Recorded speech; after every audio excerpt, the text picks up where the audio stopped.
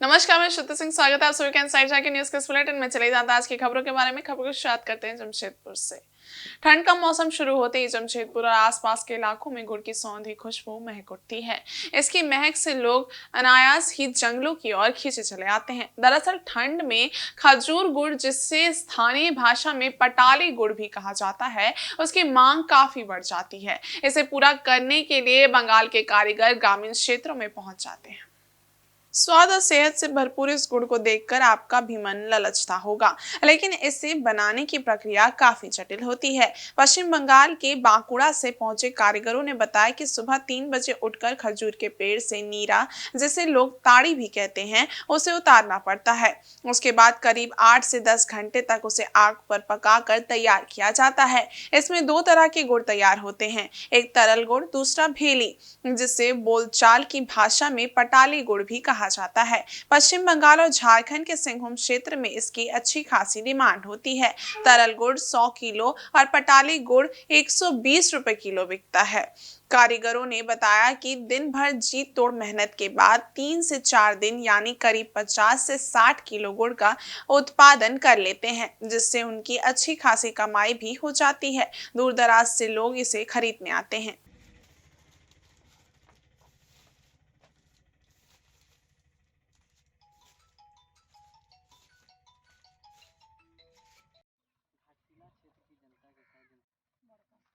डालने में 4 दिन लगा दे दीजिए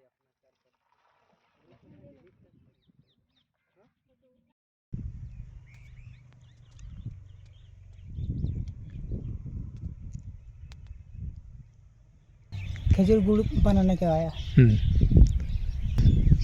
वो गाछ छूल के निकलता है, रस निकाल के और डालता है। लगभग 10 घंटा लग जाएगा। 3 बजे तक शुरू करता है। अच्छा। रात 3 बजे तक। बहुत मेहनत का काम है। गाछ में चढ़ता है 3 बजे तक, उसको उतरना चाहिए। उतर के सब ला के एक कटा करके रखता है और फिर खाना वाना खा के थोड़ा सा फिर पेड़ में चढ़ता है चुनने के लिए। उसके बाद और नहीं चाहिए, वो हो जाएगा। 3-4 बजे गुड़ तो तैयार हो जाए। मेहनत तो करता है तो पाता है, तो क्या करेंगे। दूसरा का काम यही काम तो हमारा मैंने बहुत मेहनत है, तो इसलिए कर रहा है। खजूर ताड़ी से वो जो रस बोलता है उसी से बनता है। पेड़ दिखा रहा है, वो थोड़ा काट के निकलता है और सुबह उतरता है, सुबह 3 बजे। अच्छा। उसके बाद वो चूल्हा में डालता है, तो डाल के खिलाते गुड़ हो जाता है। नापा नहीं है, वो 2-3 टिना निकलता है। गुड़ फायदा है, ठंडा के लिए बहुत फायदा। साल में एक बार खजूर का गुड़ जरूर खाना चाहिए। उस गुड़ से ज़्यादा गुण इसमें गुड़ में है, गन्ना का गुड़ से। और साल में एक बार इसको खाने से कई तरह बीमारियों से भी आपको बचा रह सकते हैं। अच्छा। इसीलिए हम लोग साल में एक बार आते हैं और खाते हैं। फायदा इसमें ऐसा है कि विगत 2 दिन पहले पेपर में दिया था, जमशेदपुर का कुछ जो चिकित्सक वो लोग के द्वारा कई बिंदु पे मैं इनका शारीरिक के जो है रोग क्षमता में या और फिर पेट का रोग में या तो हाथ पांव दर्द में वह बहुत प्रकार का लाभकारी चीज़ है। इम्यून सिस्टम को भी बढ़ाता है। पेपर में पढ़े, हम पेपर में पढ़ के आए हैं। यहाँ ये बाज़ार से अच्छा है और खाने में भी टेस्टी है और ठंड के टाइम में फ़ायदेमंद है। फायदा क्या है शरीर के लिए, डॉक्टर लोग भी बोलते हैं कि गुड़ खाइए, सर्दी खांसी ऐसा गला चोक जो होता है उससे आराम मिलेगा। क्या रेट है यहाँ पर? 120 रुपये किलो। शहर के हृदय रोग विशेषज्ञ डॉक्टर संतोष गुप्ता ने बताया कि ये गुड़ बेहद ही गुणकारी और लाभदायक है। खासकर ठंड के मौसम में इसके सेवन से कई रोगों पर नियंत्रण पाया जा सकता है। इसमें कैल्शियम, आयरन, फास्फोरस से लेकर हर तरह के मिनरल्स पाए जाते हैं, जो ठंड के मौसम में शरीर को निरोग रखने में काफी लाभदायक होता है। उन्होंने बताया कि ठंड के मौसम में इस गुड़ के सेवन से कोलेस्ट्रॉल पर नियंत्रण रहता है। साथ ही ब्लड प्रेशर और शुगर के मरीज भी इसका सेवन कर सकते हैं।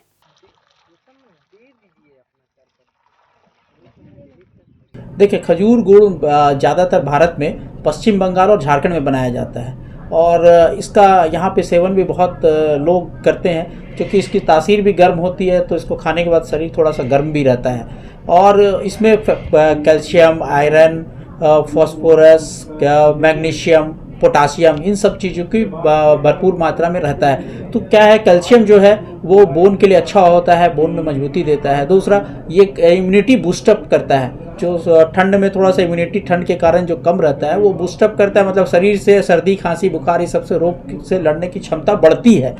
दूसरा कि ये ब्लड प्रेशर को कम करता है। इसमें जो पोटाशियम होता है वो जो खून की नली जो होती है उसको फ्लेक्सिबल बनाता है, तो इससे ब्लड प्रेशर कंट्रोल में रहता है। दूसरा, ये जो कोलेस्ट्रॉल है उसको भी ये कम करता है, कोलेस्ट्रॉल को भी कम करता है। तो उसके बाद फिर अगर ऑक्सीडेटिव इन्फ्लेमेशन जो प्रॉपर्टी है इसका, जो शरीर में जो ओवरऑल इन्फ्लेमेशन रहता है, मतलब या स्ट्रेस से हुआ या किसी खान पान से जो शरीर में एक स्ट्रेस रहता है, उसको ये ऑक्सीडेटिव का काम करता है, वो कम करता है। तो देखा जाए तो ये स्वास्थ्य के लिए बहुत ही लाभदायक है। लेकिन जिनको वजन कंट्रोल करना है वो इस और उनको थोड़ा सा बहुत ज़्यादा क्वांटिटी में नहीं खाना है गुड़। और जिनको डायबिटीज़ है उनको भी बोला जाता है कि थोड़ा बहुत सेवन वो कर सकते हैं। ऐसे तो हम लोग मना ही करते हैं, अगर कंट्रोल में है तो थोड़ा बहुत सेवन वो कर सकते हैं, क्योंकि बाकी स्वीटनर से जो नॉर्मल गन्ने का जो गुड़ है और चीनी है उसके कंपैरिजन में इसका ग्लाइसेमिक इंडेक्स कम होता है। तो इन सब चीज़ों को अगर देखा जाए तो इस स्वास्थ्य के लिए लाभदायक है। ठंड की शुरुआत होते ही गर्म कपड़ों का बाजार राजधानी रांची में सज गया है। रांची का पोटाला मार्केट गर्म कपड़ों के लिए मशहूर है। यहाँ तिब्बत से आकर दुकानदार दुकान लगाते हैं, जिसमें लोगों की भीड़ उमड़ रही है। ग्राहकों के बीच तिब्बतियन बाजार अर्थात पोटाला मार्केट की अलग ही पहचान है। पोटाला मार्केट की दुकानदार और भारत तिब्बत समन्वय संघ की राष्ट्रीय महिला अध्यक्ष ने बताया कि वे लोग पिछले 54 वर्षों से रांची में गर्म कपड़ों का दुकान लगा रहे हैं। वे लोग ठंड शुरू होते ही अक्टूबर में यहाँ आते हैं और जनवरी तक रहते हैं। यहाँ बिक्री अच्छी होती है और लोगों को इसका सालों भर इंतजार रहता है। इस बाजार में ठंड के सभी प्रकार के कपड़े मिलते हैं। वहीं खरीदारी करने आए लोगों ने कहा कि वे लोग पोटाला मार्केट हर साल आते हैं। यहाँ नए नए फैशन के सभी प्रकार के गर्म कपड़े एक ही जगह में मिल जाते हैं। जो चाहिए वो तुरंत मिल जाता है। उन्हें भी अपना मनपसंद सामान मिलने से बहुत खुशी हो रही है।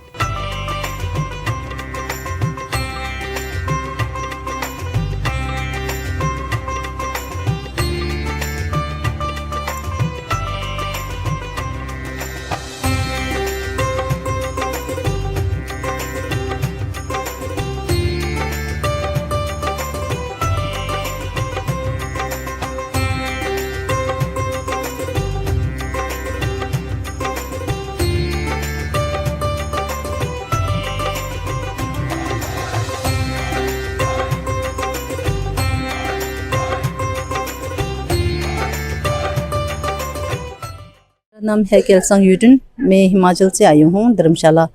और मैं भारत तिब्बत समन्वय संघ का नेशनल वुमेन्स प्रेसिडेंट हूँ। और मैं यहाँ अभी 4 महीने के लिए स्वेटर बेचने आया हूँ। यहाँ पर हम लोग दुकान लगा के 54 ईयर्स हुआ है। तो हर साल हम लोग आते हैं यहाँ विंटर अक्टूबर 2nd वीक से और जनवरी लास्ट तक। तो यहाँ का हम लोग इंतज़ार करके आते हैं। हम लोग जब यहाँ शुरू आते हैं लोग खुशी से यहाँ पर सामान लेके जाते हैं। और यहाँ का हम लोग सामान है हर साल और नया नया चीज़ लेके आते हूँ। और सामान जो है बच्चे से लेके बुजुर्गों तक सामान सब मिलते हैं। और कार्डिगन, जैकेट्स, शॉल्स, हर आइटम इसकी रंग और डिज़ाइन सब कुछ अलग डिज़ाइन तरफ से मिल जाते हैं।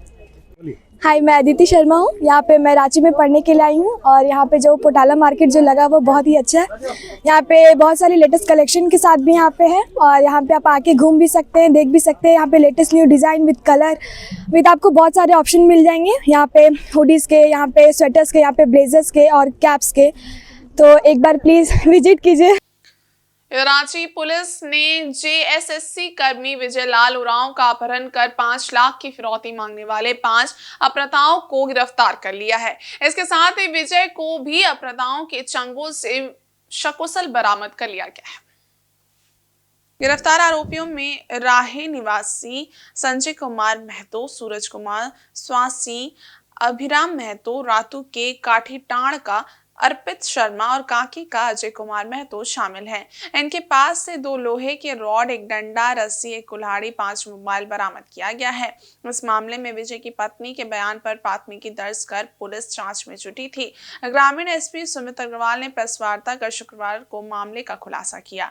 एसपी ने बताया कि सेक्टर 3 धुरवा की रहने वाली मुंदरी देवी ने अपने पति विजय लाल उरांव के अपहरण की प्राथमिकी दर्ज कराई थी। उसने बताया था कि 27 नवंबर की सुबह 11 बजे विजय अपनी कार लेकर ड्यूटी के लिए निकले। इसी दौरान अपहृताओं ने कार समेत उनका अपहरण कर लिया। इसके बाद मोबाइल पर फोन कर परिजनों से 5 लाख की फिरौती मांगी गई।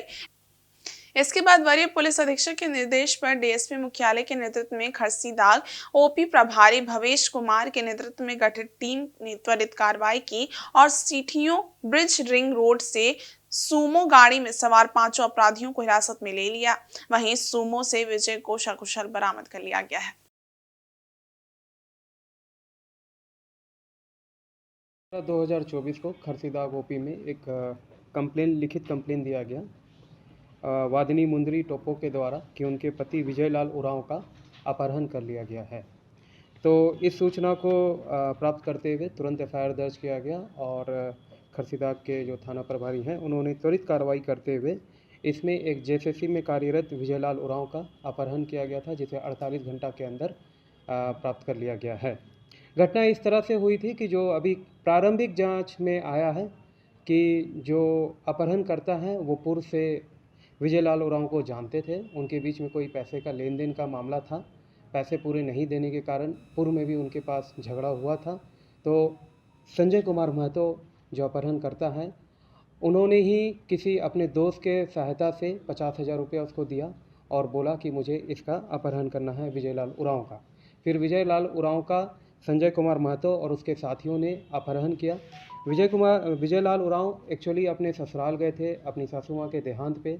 तो जिस क्रम में वो नया सराय जो खरसीदाग के क्षेत्र में ही आता है, तो नया सराय के आसपास में इनका अपहरण किया गया।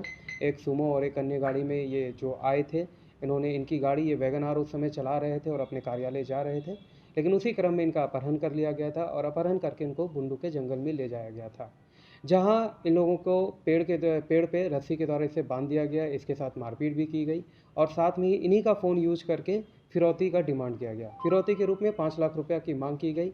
तो घर वाले ने कुछ पैसा भी ट्रांसफ़र किया, फिर भी कुछ पैसा ट्रांसफ़र नहीं किया, जिसके कारण इनको नहीं छोड़ा गया। फिर बाद में ये बात आई कि हाँ ठीक है, चेक के द्वारा पैसा दिया जाएगा। तो एक पर्टिकुलर लोकेशन को आइडेंटिफाई किया गया कि वहाँ पैसा दिया जाएगा, लेकिन हमारी पुलिस पूरी घटनाक्रम को मॉनिटर कर रही थी। इसी बीच में हम लोगों ने इन्हें बीच में ही इंटरसेप्ट किया और इंटरसेप्ट करने पे सूमो गाड़ी में हम लोगों ने विजय लाल उरांव जो अपहरण हुआ था उनको हमने बरामद किया। साथ ही साथ हम लोगों ने 5 लोगों को बरामद किया है। इस घटनाक्रम में और भी व्यक्ति शामिल हैं जिनका हम लोग छानबीन कर रहे हैं और वैगन आर कार जिसमें ये गए थे उसको भी हम लोग जांच पड़ताल करके वापस लेने की कोशिश कर रहे हैं। तो जल्द से जल्द उम्मीद है कि हम लोग उनको भी पकड़ लेंगे। वहीं भगवान बिरसा मुंडा की वंशज मंगल मुंडा के निधन पर राज्य के पूर्व मुख्यमंत्री सह सरायकेला के भाजपा विधायक चंपाई सोरेन ने शोक जताया है। उन्होंने इस पर कड़ी प्रतिक्रिया देते हुए राज्य सरकार की स्वास्थ्य व्यवस्था पर सवाल उठाया है। दिवंगत मंगल मुंडा के निधन पर सरायकेला जिला भाजपा कमेटी द्वारा आदित्यपुर स्टाइप दुर्गा पूजा मैदान में शुक्रवार शाम मंगल मुंडा के निधन पर श्रद्धांजलि सभा का आयोजन किया गया, जिसमें मुख्य रूप से मौजूद नवनिर्वाचित विधायक चंपाई सोरेन ने स्वर्गीय मंगल मुंडा के निधन पर गहरा शोक जताते हुए कहा कि हेमंत सरकार के घटिया स्वास्थ्य व्यवस्था के चलते मंगल मुंडा का निधन हो गया। दुखद तो ये है कि पूर्व मुख्यमंत्री अर्जुन मुंडा के ट्वीट के बाद मामला राज्य सरकार के संज्ञान में आया था, नहीं तो सरकार की चरमराई स्वास्थ्य व्यवस्था के चलते उन्हें रिम्स अस्पताल में बेड तक नसीब नहीं होता। राज्य सरकार ने शहीद परिवार के वंशज को नजरअंदाज करने का काम किया है, जिसकी जितनी निंदा की जाए कम है। श्रद्धांजलि सभा में मौजूद भाजपा जिला अध्यक्ष उदय प्रताप सिंह देव ने श्रद्धांजलि सभा को संबोधित करते हुए राज्य सरकार पर निशाना साधा।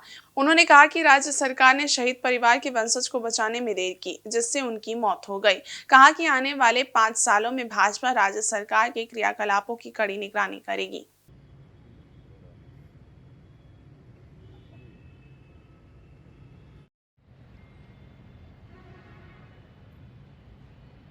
रद्दी नहीं लिया, इतना लापरवाही, इस लापरवाही के चलते आज मंगल मुंडा का मृत्यु हुई। जो शहीद परिवार भगवान बिरसा मुंडा के वंश, ये सरकार उस शहीद परिवार को भी आज नजरअंदाज करती है। इसलिए आज हम लोग भारतीय जनता पार्टी जिला के अंतर्गत बहुत सा कार्यक्रम आयोजन था। सारा चीज स्थगित करके और मंगल मुंडा भगवान बिरसा मुंडा के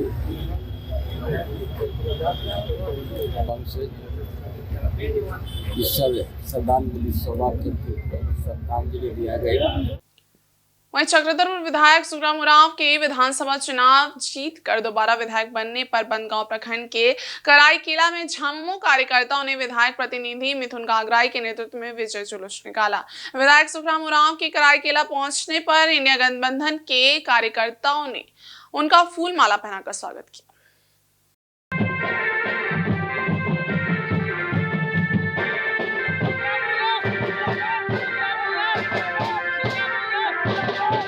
इस दौरान गाजे बाजे एवं पटाखे फोड़कर जीत का जश्न मनाया गया। विजय जुलूस झामुमो कार्यालय से निकलकर अस्पताल होते हुए कराईकेला मुख्य बाजार पहुंचा, जहां जमकर बैंड बाजे की धुन पर झामुमो कार्यकर्ताओं ने खुशी मनाई। इसके साथ ही ग्रामीणों के बीच लड्डू आदि का भी वितरण किया गया। मौके पर विधायक सुखराम उरांव ने कहा कि चक्रधरपुर विधानसभा क्षेत्र का ग्रामीणों के सहयोग से सर्वांगीण विकास किया जाएगा। उन्होंने कहा यहाँ की जनता की जो मांग है वो अवश्य पूरी की जाएगी। उन्होंने कहा कि सभी पुल पुलिया सड़क तथा गांव-गांव में बिजली पहुंचाने का कार्य होगा। मुख्यमंत्री हेमंत सोरेन के कार्यकाल में चक्रधरपुर विधानसभा विकास के क्षेत्र में पूरे झारखंड में एक अहम स्थान बनाएगा। इस मौके पर मिथुन गागराई, रंजीत मंडल समेत काफी संख्या में झामुमो कार्यकर्ता एवं ग्रामीण उपस्थित थे।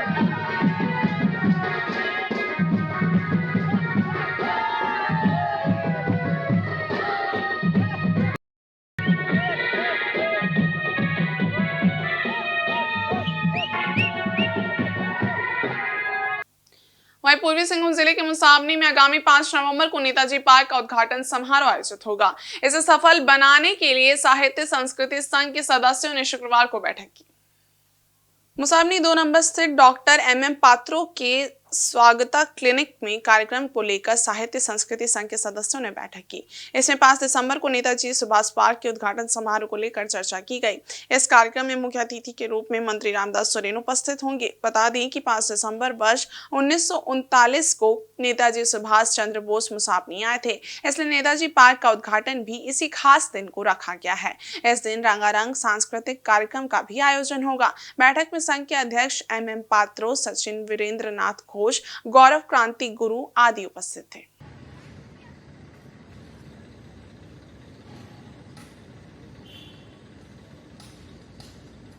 से एक बहुत मूल्यवान प्रोग्राम नेताजी सुभाष चंद्र बोस मुसाबनी आए थे 5 दिसंबर 1939 को, और उनका जो देन इसे यादगार बनाने के लिए नेताजी सुभाष पार्क हमने पुनः प्रतिष्ठा किया और उस पार्क का उद्घाटन प्लस सांस्कृतिक कार्यक्रम उनके आगमन दिवस पर रखा गया है, ताकि मुसाबनी वासियों को यादगार हो कि नेताजी सुभाष बोस मुसावनी को क्या दिए हैं।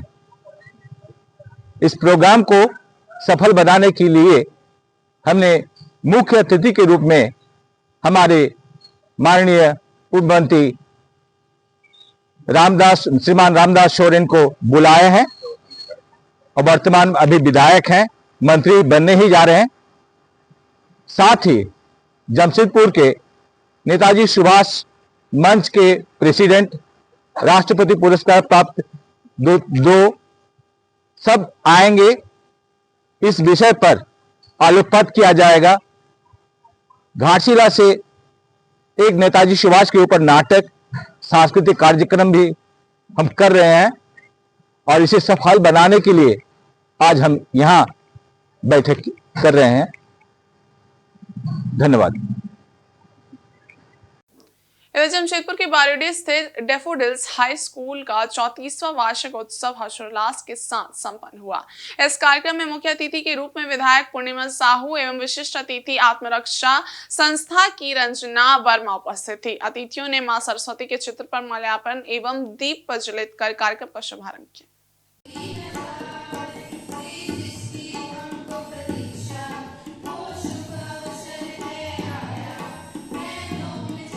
इसके बाद अपने अपने कक्षाओं में प्रथम, द्वितीय एवं तृतीय स्थान लाने वाले छात्र एवं छात्राओं को अतिथियों ने पुरस्कार देकर उनके उज्जवल भविष्य की कामना की। विधायक पूर्णिमा साहू ने उपस्थित बच्चों, शिक्षक एवं अभिभावकों को संबोधित करते हुए कहा कि जीवन में प्रत्येक बच्चों को संघर्षशील बनना होगा ताकि वह अपनी मंजिल तक पहुंच सके। दूसरी तरफ आजकल तकनीकी का प्रयोग सीमित मात्रा में सही दिशा में करना चाहिए। आजकल मोबाइल बच्चों की जीवन में इस तरह घुस गया है कि उनका जीवन खराब हो रहा है। अंत में उन्होंने अभिभावकों से भी अपील करते हुए कहा कि वे अपने बच्चों को कम से कम मोबाइल दें। इसके पूर्व विद्यालय के प्रधानाध्यापक मिथिलेश प्रसाद श्रीवास्तव ने मुख्य अतिथि एवं विशिष्ट अतिथि का स्वागत करते हुए विद्यालय के वार्षिक गतिविधियों एवं भविष्य की योजनाओं पर प्रकाश डाला। 34वें वार्षिक उत्सव पर बच्चों द्वारा बेहतरीन रंगारंग कार्यक्रम प्रस्तुत किया गया, जिसे देखकर उपस्थित अतिथि, शिक्षक, अभिभावक सभी भाव विभोर हो गए।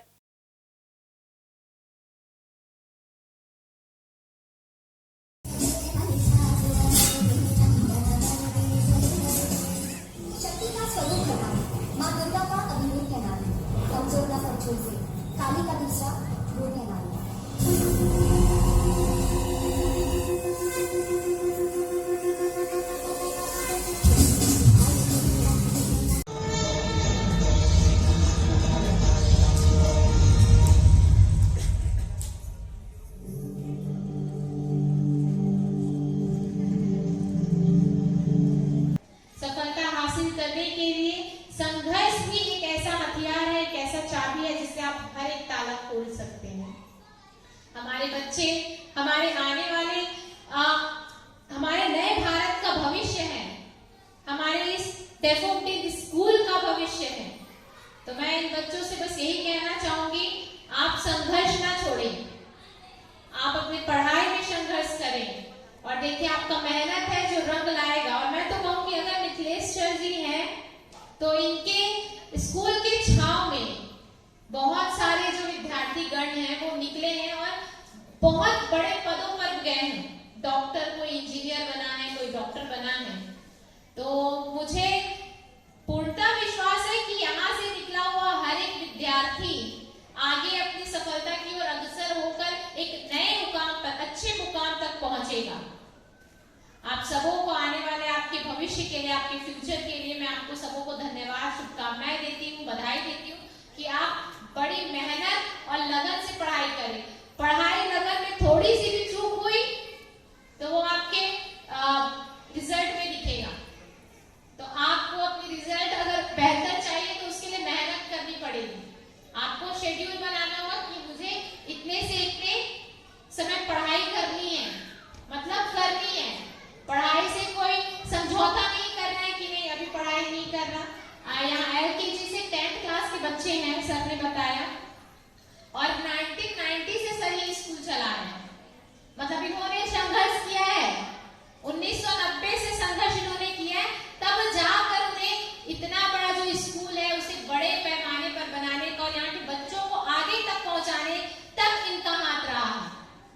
तो मैंने वही कहा कि संघर्ष मांगती है जिंदगी संघर्ष मांगता है आपका ये करियर।